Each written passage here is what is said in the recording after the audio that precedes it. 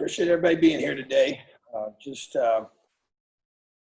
Very excited about our football team's opportunity we took advantage of on Saturday, and really proud of our players for competing for 60 minutes and beyond, and believing, and just finding a way to win a very challenging game for sure, knowing who Penn State is and just the talent that they have and coaching staff and everything. So just really proud of the just ability to stay with it, no matter what happened, good or bad, even as things in the fourth quarter didn't go as planned there near the end. So, but also want to make sure we do a good job of congratulating some worthy individuals here with the Eye Association Awards from Indiana, Don Krofcheck, the Clevenger Award recipient. Very rich. Appreciate him and his contributions and everything he's done as both a player now as an alumnus of our program,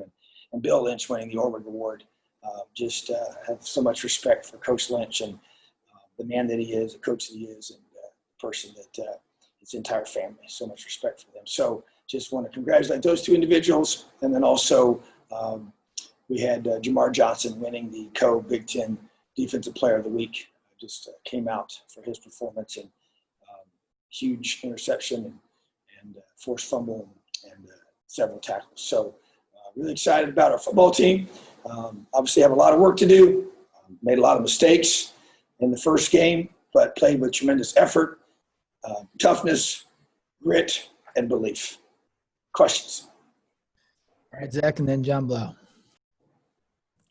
I guess, Tom, in particular, as you sort of evaluated the game, I don't know how much you've sort of cycled through since, but were there things that you could point to that changed for Mike Penix between, I think he was 11 of 27 before that final drive in the fourth quarter.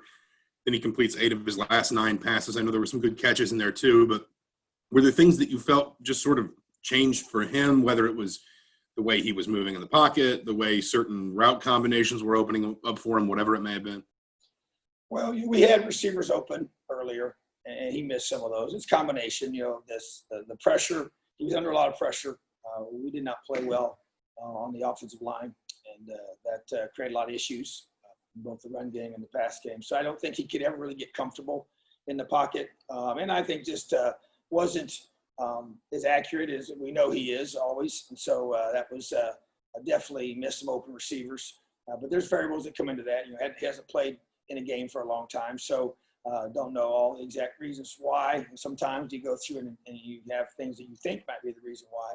But, for me, it's just a lot of variables. Their defense is extremely athletic, and their front, their linebackers, they bring a lot of pressure, and they just never let him get comfortable, So, but that's not really something that he's struggled with in the past. He's usually handled that pretty well. So and I think even at the end, he was still getting pressured on that last drive, and just made some amazing throws. I think it's just more of just, sometimes I think you overthink things, and I think because we kept having 3 and outs and not getting any rhythm offensively, he just never really got a chance to be, who we all know he is. And so until that final drive when he just, looked the way that, I see every day in practice, So, but I just think it's just a whole collective group. And then just, I think just timing and chemistry of an offensive group. Every year's a new year. Do have some new pieces for sure. And I just think the more we do this, as that game wore on, obviously we, played a whole lot different there at the final few snaps that, when we needed to. We always talk about being your best when it counts the most, and that's what he was. So, and I think that's something I expect to see moving forward, and we just got to just keep getting better. That's what this is all about. All right, John, then Bob Kravitz. I guess when you watched the defense, what stood out to you about the way you guys played on that side of the ball? And is there a hope that, if the offense doesn't put as much pressure on the defense, that it can be an even better performance, I guess, at the end of the day going down the stretch? Well, there's no question. I thought that they really played well. I said that afterwards, and after watching the film, it confirmed that. We still made mistakes defensively, and disappointing in that last touchdown that we gave up there before regulation. I just feel like that, not the one that we allowed them to score, but the long pass was just, you hate to do that. You got 3 minutes to go in the game. We're up 20-14, and and we got to finish it. Defense they have to have that mindset that we're going to finish the game. So, but other than that, I thought we tackled pretty well. We created 3 takeaways. Effort was awesome throughout the game, and it just felt like that. The offense, by them not staying on the field, puts a lot of pressure on defense. That's why we played way too many snaps on defense. But we play a lot of guys, and that's our philosophy. And it definitely was a huge benefit for us on Saturday, being able to do that. And I just think that we do definitely need to stay on the field. That was a big reason why defenses have more success, is when they have a chance to, get fewer snaps. Sometimes that's self-inflicted, where you don't get off the field, but sometimes if your offense isn't moving the ball, like we were not for the majority of the game, the thing that our offense did, what I was so encouraged about, was we scored. We were 5 for 5 in the red zone on touchdowns, and that to me, that was the difference in the game. And that's really what we just didn't get there enough. And so that's where the pressure by not sustaining drives puts that on the defense. And so all those things, but just working both sides together, we got to get to that point. And so that did not happen during the game, and that's what we're working towards, is to be able to have all 3 phases working together, even though special teams did a lot of great things as well. All right, Bob, and then Tom Brew. Yeah, Tom, I'm curious what the last 24 to 36 hours have been like for you. I know you've got a ton of media stuff coming up this week, but how crazy has it been, and how long did it take you to come down? Well, it has been crazy, so we'll confirm that, but good kind of crazy. It's been hard to sleep for good reasons. Your mind's just racing, phone's blowing up. A lot of people reaching out, congratulating us, and just obviously just a lot of individuals that throughout my whole career, all the way back to high school, and just even college, and then the high school stops where I was, coaching, and all the different places, all the places we've been as a college coach. So everybody's reached out and trying to respond to those as best I can, and the media, obviously, you just want to be able to set things up, and so yeah, you got it. It was one of those things where and just so much excitement. I think even when I woke up this morning, it was just kind of like, still just a wow, because you work so hard for something for so long. And we've been so close, been so many of these games where you have a lot of that same feeling at the end, and haven't been able to experience what we were able to experience on Saturday. So yeah, it's been, but you got to come down and you got to get back to work, So I think by yesterday afternoon, you felt pretty, we met as a staff, kind of had our evaluations done and talk it through and all that. But you got to learn to manage all this, the different things going on. As we talked about, the earmuffs and blinders aren't just for the negative noise. Okay, it's also for the positive things that you have to learn to manage, and then sometimes you have to learn to ignore those as well. So to be able to realize that it's everything is created, by a certain method and process you go through to put yourself in that position, and that's how that game was created over time. It's kind of been several years in the making, to be able to have that opportunity, and then it becomes a reality. Okay, now you're going to handle that. We talk about 1-0 offensively. We talk about not blinking. Well, like I said, those don't just apply to negative situations. Those also apply to how do you handle success.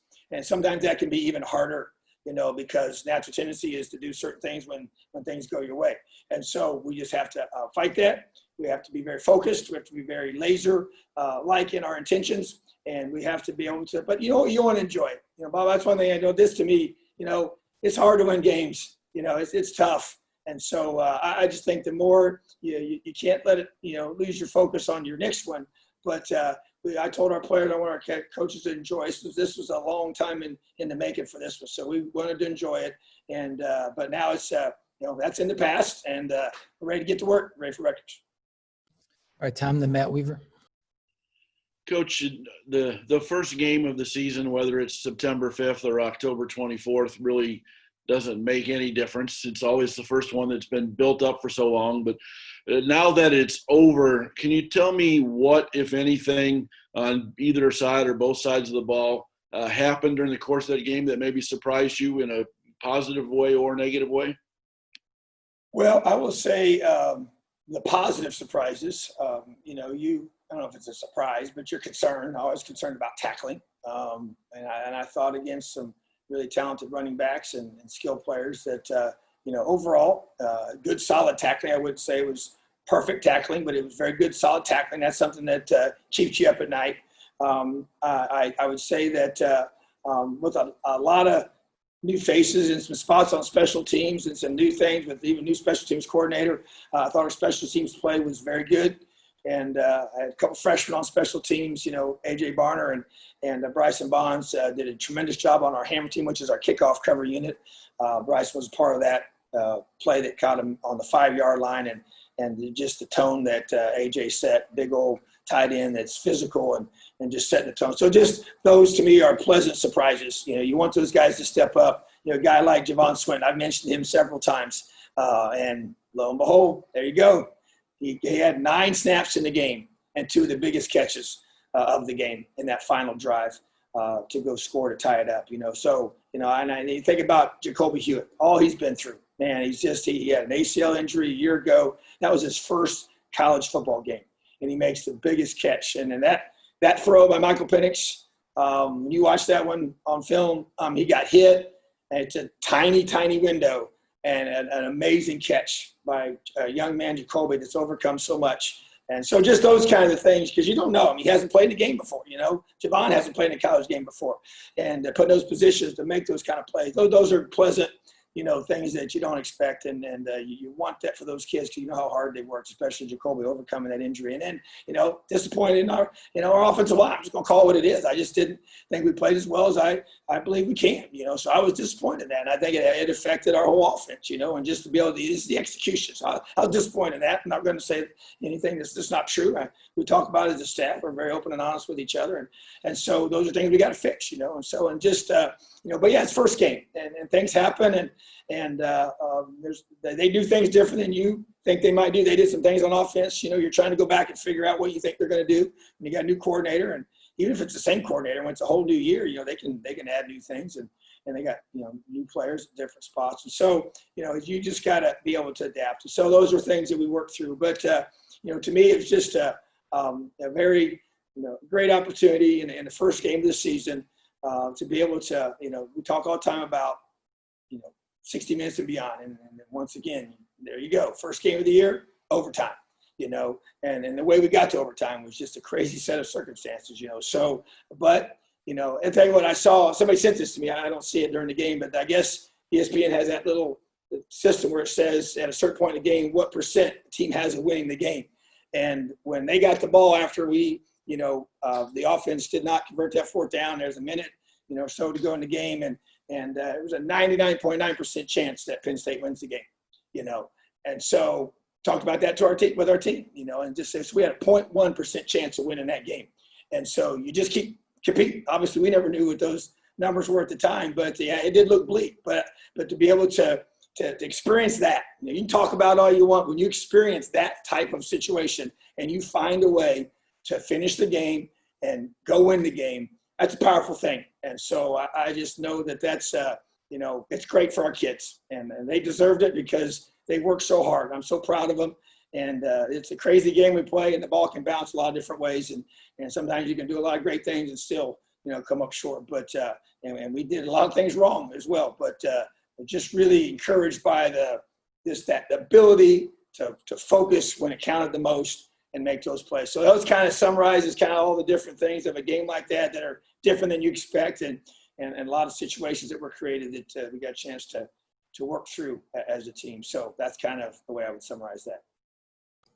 All right, Matt and Kevin Brockway. Hey, Coach, how's it going? I'm doing good, buddy. How are you? I'm okay. You mentioned the long pass there late in the 4th quarter, the 60-yard TD.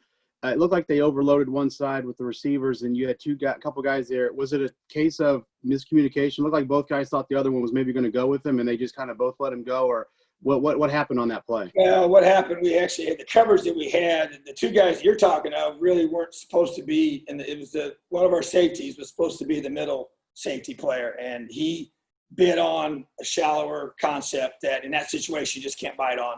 And it was a blown coverage, and so just basically don't know that we go through and evaluate in that situation versus that formation. Do you want to be in that particular call? We evaluate that as a staff too, and we talk about that with our players, So, but in that particular call, the person who was supposed to be on that area of the field was underneath that receiver and by quite a bit, enough to where it was like, where's he at? So, but you could kind of, I saw it unfolding and was knew it wasn't good, So just not very, not the execution you want in that situation. Because to me, that should never got to that point. But that's what happened. All right, Kevin, then Jim Coyle. Hey, Coach. David Ellis, I don't know if you can comment on the nature of his injury and how long he'll be out for. And then Miles Marshall also, took a shot. I didn't know what his status was for this week. Yeah, so we just go through. Yeah, he took it. Everybody saw how Miles was hit and the call on that. So he'll be, just with our medical staff, and we'll see where that leads, and he'll go through all the protocols for that. And but I have no idea what his status will be at this point. That we'll know more in a couple of days. And then David Ellis, just it's a lower leg injury that we hope to get him back as soon as possible. So possibility for this week is for sure, and definitely will be back soon. All right, Jim, then Paul Gable. Hey, Coach, you talked a little bit about it with Bob's question, but as you prepare this week and coming off the big win and keeping the mental focus straight, now you have to prepare your team as one that has been the hunter so many times before, but now you are also the hunted at the same time. How do you once you've gotten over this hump so quickly, but now you've got to find a spot that fits right in that middle? How do you do that? Yeah, you're right, and I think that's the challenge you face with success. And but when we talk about belief in having that success, you have to have an understanding of what it entails once you do experience that success. And so, for me, I feel like I got a lot of leverage with our guys. We to the course of last season, got ourselves in position to win enough games to be nationally recognized and become a nationally ranked football team. And we lasted in that position all in 1 week. So that's where we got to understand. I'm not saying it's because we didn't have focus, we didn't have whatever, we didn't stay there very long. That's a fact. So bottom line is that, we're, big win, no question about it. Historic win, really, really happy for our players, but it's in the past and it does nothing, on the field, to allow us to do anything for Rutgers. So the 100% focus without question is on Rutgers right now. And that has to be our mindset. And so you have to learn to manage that. You have to handle that. And Rutgers is a very much improved football team, completely different team than what you saw on film a year ago. And that's obvious to me. And so Coach Ciano is a tremendous football coach. He's done a tremendous job there in the past, and he has a ton of belief in what he can do there and recreating that opportunity. So bottom line is that that's what we're dealing with, and that's who we're playing. And so our guys have to be 100% focusing on that. And how can we get better from week 1 to week 2? That's the goal. And that's all we're going to talk about is the improvement and preparing to play a very good Rutgers football team that did a tremendous job in their first game against Michigan State on the road and looked very good doing it. New quarterback, new system, new coordinators, a lot of respect for their coaches. The staff he's put together is excellent. And so to me, that's the challenge at hand. But I will say this, we won 1 game. We're 1-0 though, okay? 1-0. And so the goal now is to go to 2-0. And that's how we have to approach it. And so to me, that is everything we're going to be talking about. And that's we're a mature team. And we do have a mature football team, but we don't have a mature team that has always been in this position. And so I think there's an edge that we have about us. We haven't accomplished the goals that we've set forth. We have accomplished one of them, which was to defeat a top 25 team. And now the goal is to go do it again and to improve and get better and continue to allow this program to eventually become what we want to become. So we're not where we want to be yet. So therefore, there's a lot of hunger and a lot of focus out of this group that I expect to see every day this week. All right, Paul, then Ken Bykoff. Hey, Coach, obviously a few days until game day, this being the first time that you guys have traveled during the pandemic. I want to ask, have you talked to any coaches who have already played on the road about what they did to prepare, changes that they made, and how concerned are you about the travel aspect? How do you think your team will do with dealing with some new elements being added to their routine? Yeah, that's a good question because it is different, and yes, I have talked to coaches and there's a lot of similarities, but there's a lot of differences as well. And the similarities just come in the fact that you have to have a routine that you have for how you travel on the road and how you get where you're going to be. And we're going to be flying. And so, but the spacing of the hotels, now that'll be similar. It's just at a different location. And we had to do some things different for this last weekend as well when we went to our hotel here locally and how you have your meals and how you have your meetings and all the different things that you're able to do with that and the social distancing piece that happens there. And the difference now is we're going and doing it in a different state.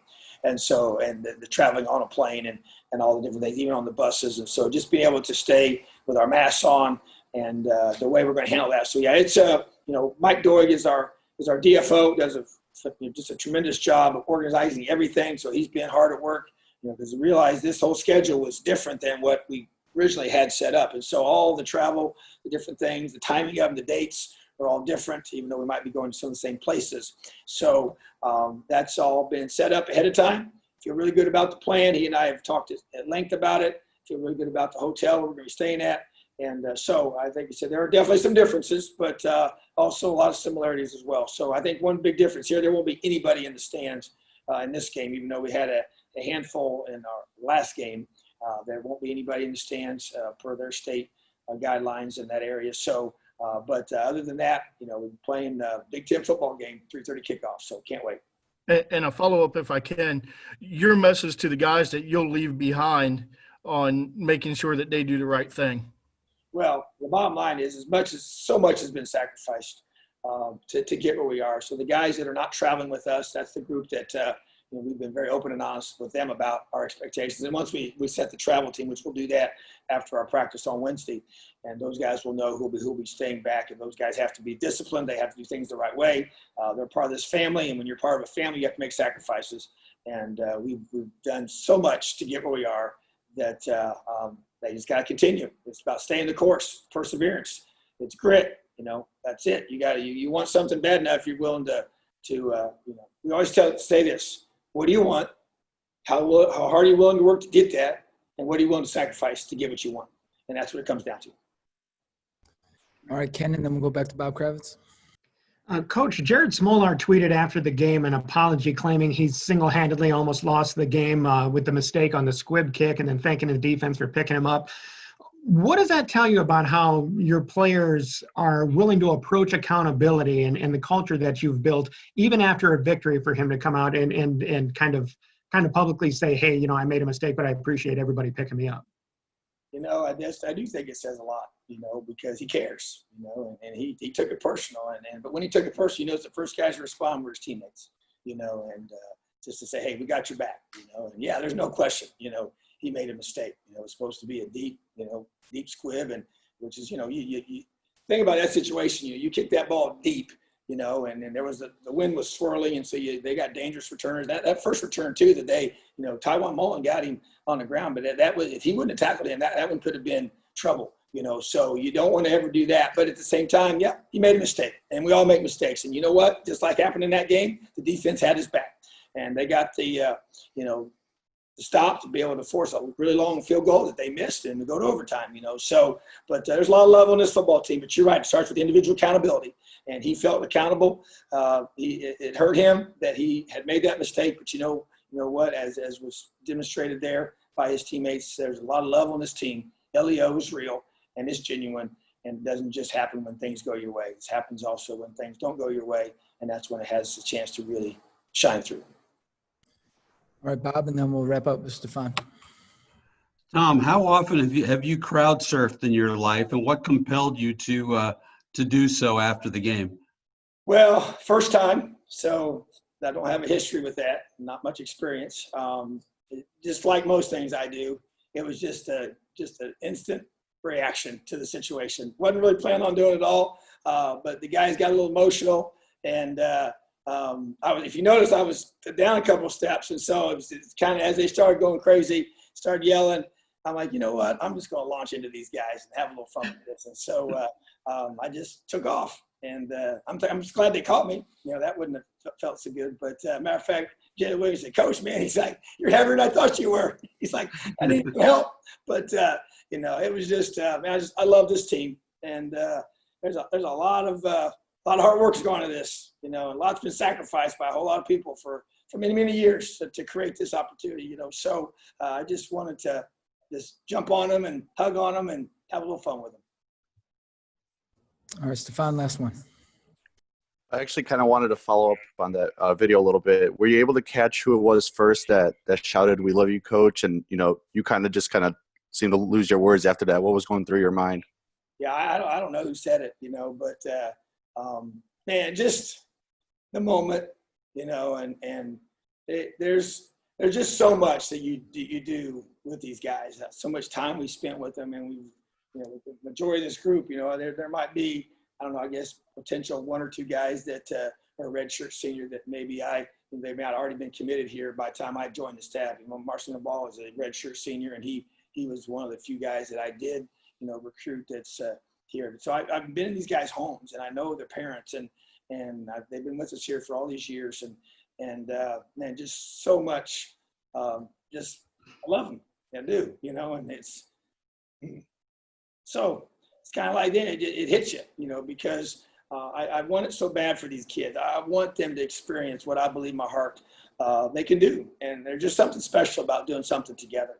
There's just something special about being a part of a team that people haven't always, believed in or thought you could do certain things. And when you see them buy in and make the sacrifices that you ask them to make and work as hard as you ask them to work and all the things that they've done to get to this point. And you think about all we've been through, even with this pandemic and all, but even beyond that, it's just the belief that they have and that they've showed. And they got a chance to experience that amazing success. And I do think that sometimes I get in those moments, you forget that things are being recorded, and you just respond, from the heart, and there's just a lot of love in that locker room, and there's a lot of love on this football team, and that's what makes it special. So I think that was just a reaction to a lot of things, and to me, as I said, best yet to come for this program.